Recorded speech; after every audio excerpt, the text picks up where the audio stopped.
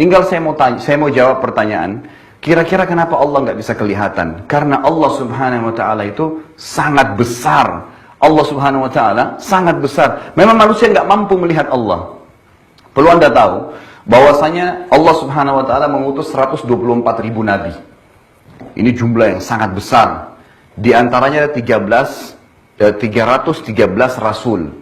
Bedanya antara nabi dengan rasul, kalau nabi seseorang yang Allah utus tidak membawa syariat baru, hanya menyampaikan kepada kaumnya apa yang disampaikan nabi atau rasul sebelumnya. Kalau rasul seseorang yang Allah utus membawa syariat baru, ajaran baru, menghapus ajaran sebelumnya. Gitu kan konseptualnya.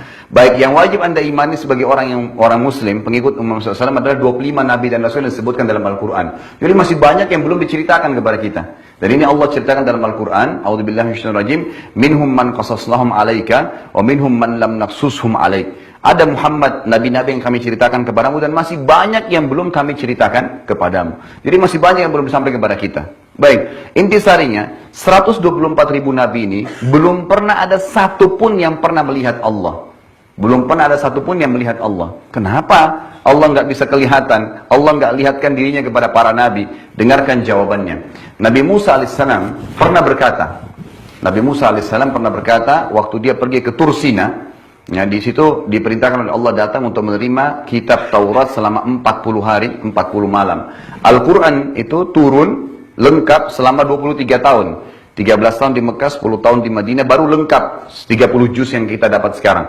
Kalau Taurat enggak, 40 hari lengkap semua turun.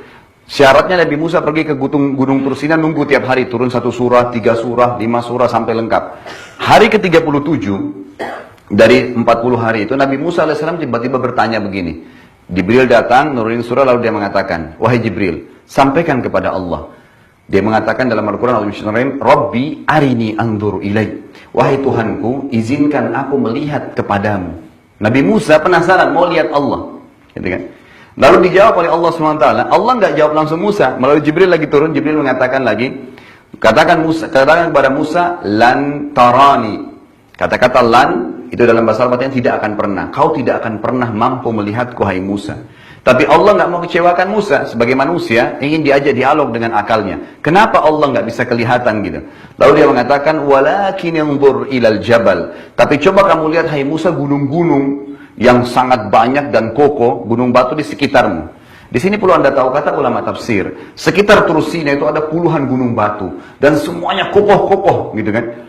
Ya kalau kita lihat di Mesir itu ada piramida yang satu batunya saja para ilmuwan mengatakan bisa sekian ton beratnya. Mereka masih bingung gimana dulu Fir'aun menyuruh orang-orang nyusun sampai seperti piramida sekarang gitu. Nah di Tursina itu ada gunung-gunung batu yang luar biasa mungkin puluhan kali lebih besar daripada piramida. Itu kuat-kuat kokoh. Nabi Musa kagum-kagum dengan gunung batu itu. Dia juga kagum dengan pergantian siang malam selama 37 hari di puncak gunung. Kemudian hujan, sebentar panas, sebentar dingin, burung-burung yang berterbangan, hewan-hewan yang lari di lereng gunung, air yang mengalir di situ, ada sungai di bawah. Dia bingung, dia penasaran dengan itu semua. Lalu yang dia paling kagum gunung-gunung. Allah mengatakan, tapi coba lihat ke gunung-gunung itu. Fa in istaqarra makanahu fasawfa tarani. Kalau saya datang, kemudian gunung-gunung itu mampu menampung kedatanganku, maka kau akan bisa melihatku, hai Musa. Apa yang terjadi? Falamma tajalla rabbuhu lil jabal. Waktu Allah baru niat saja datang, belum datang, baru mau datang, ja'alahu dakka. Semua gunung itu hancur berantakan, tidak berani menampung kedatangan Allah Subhanahu wa taala. Wa kharra Musa sa'iqa, dan Musa tiba-tiba pingsan. Waktu Nabi Musa bangun, kata Allah, langsung dia mengangkat tangan ke langit mengatakan amantu billah, saya beriman kepada Allah, gitu kan? Jadi di sini Nabi Musa alaihissalam pun tidak melihat Allah SWT, tapi dia meyakini keberadaannya. Dia tahu tidak mungkin ini terjadi begitu saja. Tidak mungkin ada malam dan siang tanpa penciptanya. Tidak mungkin ada udara, air, batu dan segalanya tanpa ada penciptanya. Semua ini ada penciptanya. Dalam diri kita saja ada keajaiban penciptaan Allah Subhanahu wa taala.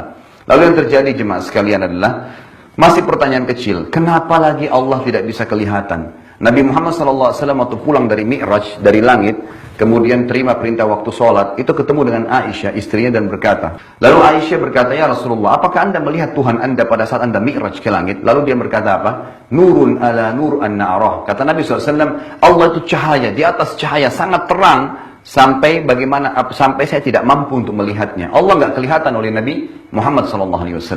Jadi tidak kelihatan juga Allah SWT oleh Nabi SAW. Tapi mereka mengimani keberadaannya. Karena memang tidak ada Tuhan selain Allah. Kita tarik lebih jelasnya lagi. Ada dua raja besar di muka bumi ini yang mengaku sebagai Tuhan dan mereka menguasai setengah dunia. Ada Namrud di zaman Nabi Ibrahim dan ada Fir'aun di zaman Nabi Musa. Yang Allah ceritakan dalam Al-Quran. Anda tahu Namrud ini orangnya tinggi besar. Setiap hari itu selalu gulat dengan 10 prajuritnya dan dikalahkan. Sangat kuat. Yes, dan kerajaannya belum pernah dalam sejarah dicatat Namrud dan Fir'aun dikalahkan dalam peperangan. Tidak pernah. Selalu menang. Makanya dia ngaku sebagai Tuhan. Nabi Ibrahim datang mengatakan kepada Namrud, wahai Namrud, kamu hanya makhluk seperti saya, manusia biasa. Saya dan kamu punya Tuhan namanya Allah. Allah menghidupkan dan mematikan. Kata Namrud, hai Ibrahim, saya juga hidupkan dan mematikan. Mau bukti? Tangkap 2 orang masyarakatnya, satu dibunuh, satu dibiarin jalan. Kata Namrud apa? Lihat saya hidupkan, saya matikan.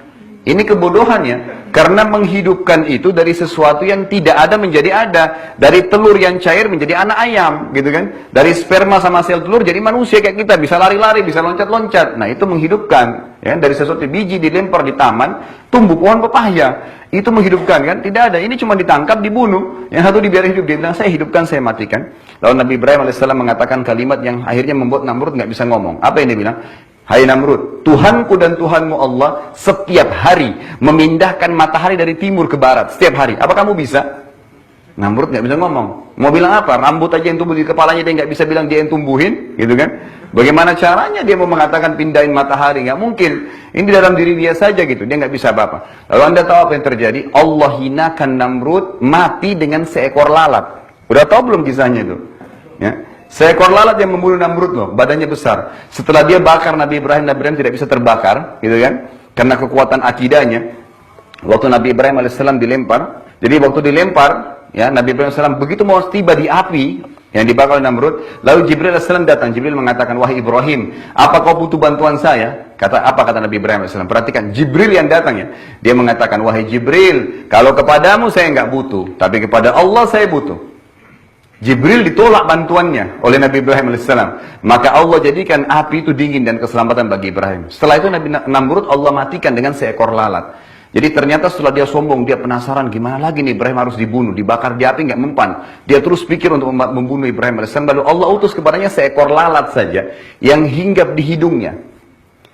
Dia usir, pergi, datang lagi. Usir, pergi, datang lagi. 3 hari mati gara-gara itu. Nah ini kisah nyata loh. Namrud mati gara-gara seekor lalat. Dia mau apa yang seekor lalat? Mau ditebas pakai pedang? Nggak bisa. Mau pakai prajuritnya ribuan orang? Nggak bisa. Allah hinakan, membunuh dia dengan seekor lalat. Gitu loh. Itu luar biasanya. Fir'aun sombong mengaku sebagai Tuhan. Lalu Allah tenggelamkan di lautan. Air yang dia bisa berenang, bisa dia minum. Akhirnya tenggelam, nggak bisa buat apa-apa. Mati, Allah kekalkan jasadnya. Seperti itu keadaan mereka, orang-orang yang tidak beriman. Dengan jemaah sekalian, kenapa Allah nggak bisa kelihatan? Kalau Anda pernah dengar riwayat, Nabi Muhammad SAW waktu pulang dari Gua Hira, menerima pertama Iqra bismi rabbikal ladzi khalaq, itu selama 40 hari, 40 malam nggak bisa bangun dari ranjang. Gemetaran ketakutan. Tahu alasannya kenapa? Dengarkan hadis dalam riwayat Bukhari. Kata Nabi SAW, telah datang kepada saya Jibril dengan poster aslinya sebagai malaikat. Dimanapun saya melihat atau memandangkan pandangan saya ke timur, ke barat, ke utara, ke selatan, di langit, di sana saya temukan badan Jibril memenuhi langit. Dan Jibril dikaruniai oleh Allah 600 ekor sayap, yang kalau satu sayapnya dikebaskan bumi ini, maka akan hancur bumi ini.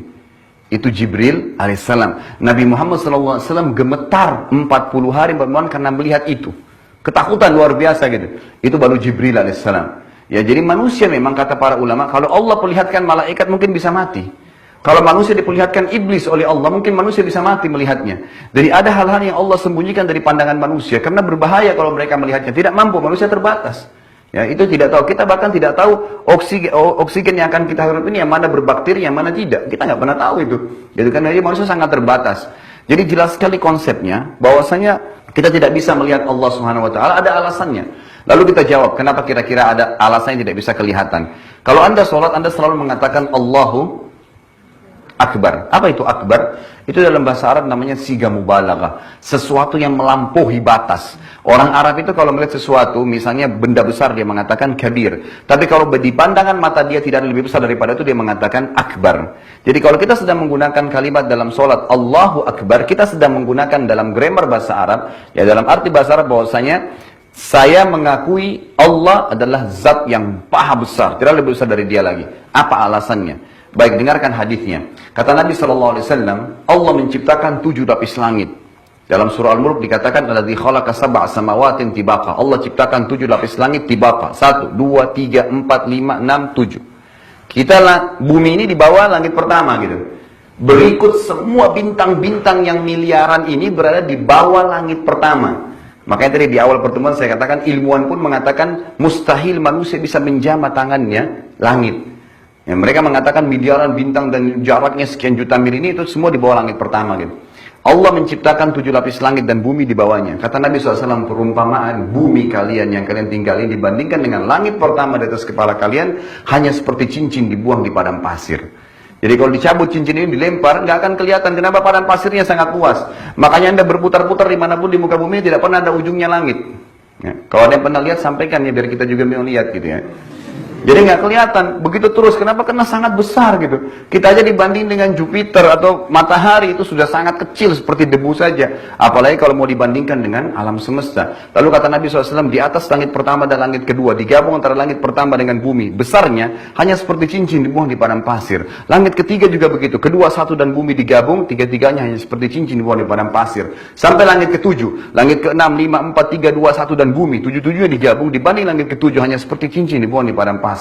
Lalu di mana kita berada nih? Bumi ini saja sudah sangat besar. Kita kalau punya tanah 1000 kali 1000 meter sudah sangat luas bagi kita. Di muka bumi ini, bagaimana dengan alam semesta? Dan langit ini dipenuhi dengan malaikat. Dipenuhi dengan malaikat. Malaikat ini, Bapak Ibu sekalian, ada yang sifatnya nama kelompok, ada yang nama individu. Kalau yang nama individu seperti Jibril, Mikail, Israfil itu cuma satu malaikat. Jibril cuma satu, Israfil cuma satu, Mikail, nggak ada kelompoknya. Tapi ada nama malaikat yang kelompok seperti Raqib dan Atid. Itu nama kelompok, Munkar dan Nakir. Artinya di bawah Raqib ada miliaran malaikat, di bawah Atid ada miliaran malaikat. Bayangin kalau setiap manusia ada Raqib dan Atidnya, kita jumlahnya sekarang 5 miliar manusia. Berarti Raqib Atid saya sudah 10 miliar. Kalau ada tiba-tiba orang meninggal, 1 juta orang kena tsunami, Munkar Nakirnya banyak, di bawah Munkar banyak malaikat, di bawah Nakir banyak malaikat. Bukan cuma 2 orang itu nyanyi sana sini gitu. Kan gitu. Memang sudah begitu, ya, ada kelompoknya.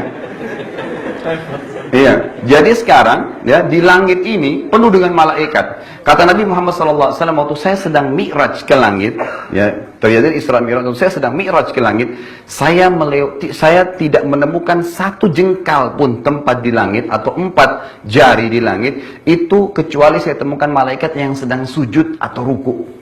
Penuh dengan malaikat. Di langit ke-7 kata Nabi SAW ada sebuah rumah namanya Baitul Ma'mur. Di tiap hari ditawafi oleh malaikat 70.000 malaikat pergi tidak akan pernah kembali selamanya. Besok 70.000, lusa 70.000 sampai hari kiamat. Tidak ada batasnya gitu. Jumlahnya sangat banyak. Dipenuhi oleh malaikat. Lalu di atas langit ke-7 ada Sidratil Muntaha. Kalau Anda pernah dengar, pembatas antara hamba dengan makhluknya. Sidratil Muntaha ini kata Nabi SAW besarnya digabung antara 7 lapis langit dan bumi, 8-8-nya hanya seperti cincin dibuang di padang pasir. Lalu di atas Sidratul Muntaha Allah menciptakan sebuah lautan. Anda sekarang sedang berada di bawah dasar lautan dan seperti debu. Di bumi kita ya, apalagi kita di dalamnya. Bagaimana bisa kita tahu lautan ini? Kata Nabi SAW, lautan itu besarnya digabung antara Sidratul Muntahanya, 7 lapis langitnya, dengan buminya. 9-9-nya hanya seperti cincin dibuang di padang pasir. Dibandingkan lautan itu. Kalau Anda mau lebih jelas, baca ayat, setiap kali Anda temukan kata-kata wakana arsyu alal ma, dan singgasananya Allah ada di atas air. Baca tafsirnya Anda akan tahu makna kalimat ini. Lalu kata Nabi SAW, di atas lautan itu ada singgasananya Allah. Yang singgasananya Allah itu arsy-nya Allah besarnya, digabung lautan tadi, Sidratul Muntaha, 7 lapis langit dan bumi, 10-10-nya, hanya seperti cincin dibuang di padang pasir. Bagaimana dengan Allah yang ada di atasnya? Makanya kita mengatakan Allahu Akbar. Tidak akan mampu. Kita bahkan tidak mampu menatap matahari karena panasnya, gitu kan? Bagaimana kita bisa melihat Allah yang maha besar, gitu? Memang tidak mampu lihat, gitu. Tidak akan bisa kita melihat Allah Subhanahu Wa Taala. Makanya kalau Anda sering hafal waktu masih kecil untuk ngusir syaitan, kita baca ayat apa? Apa itu ayat kursi? Kursi itu bukan tempat duduk seperti bahasa Indonesia ya. Tapi kursi itu bahasa Arab artinya tempat pijakan kaki raja di singgasananya. Jadi kalau singgasana raja diinjak pijakan untuk naik ke atas, itu namanya kursi. Apa yang Allah katakan? Wasi'a kursiyuhu. Wasi'a itu artinya telah meluas, telah menutupi. Kursiyuhu, tempat pijakan kakinya dia, Allah, as-samawat, seluruh langit, wal ard, dan bumi ini. Tiap hari Anda baca ayat kursi, nggak tahu artinya gitu. Nah ini luar biasa ini. Makanya kalau baca ayat kursi, setan lari itu biasa, bukan cuma lari, bisa terbakar dia kalau baca itu gitu kan. Karena menceritakan tentang pijakan kakinya Allah SWT yang menutupi seluruh langit dan bumi ini. Itu ayat kursi, tanda-tanda kebesaran Allah Subhanahu wa taala.